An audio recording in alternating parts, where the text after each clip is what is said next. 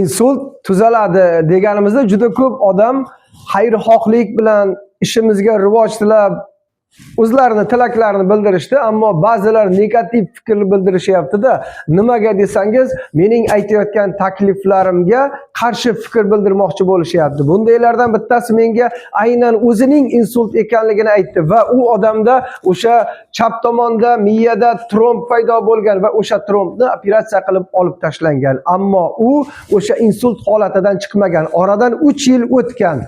Endi 3 yil oldin trombni olib tashlab operatsiya qildi, lekin menda hech qanday o'zgarish bo'lmadi deb aytganda, men u kishiga o'zimning davolash usullarimni tavsiya qildim xolos. Bu qanday tavsiyalar deb aytsangiz, e'tibor bering.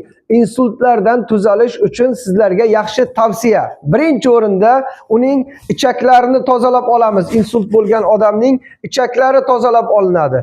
Bunda faqat tozalash haqida gap ketadi.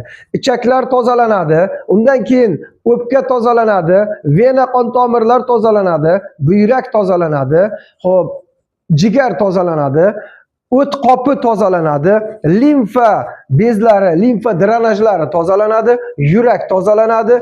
E'tibor bering, agar siz o'z-o'zidan mana shu aytilayotganlarni, ya'ni vena qon tomirlar, buyraklar, limfa tugunlari, taloq, jigar, o't qopi, o'pka, yurak tozalangandan keyin o'z-o'zidan yuqorida turgan mana shu tromblar erib boshlaydi.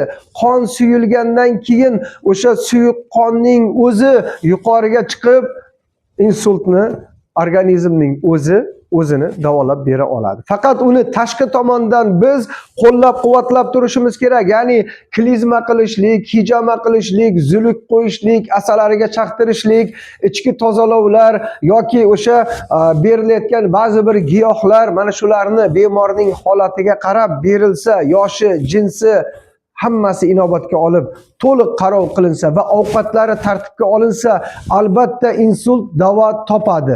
Videolarni yana davom ettiramiz, tomosha qilishda davom eting siz ham, faqat negativ fikr bildirmasdan siz ham astoydil harakat qilsangiz insult 100% davo topadi.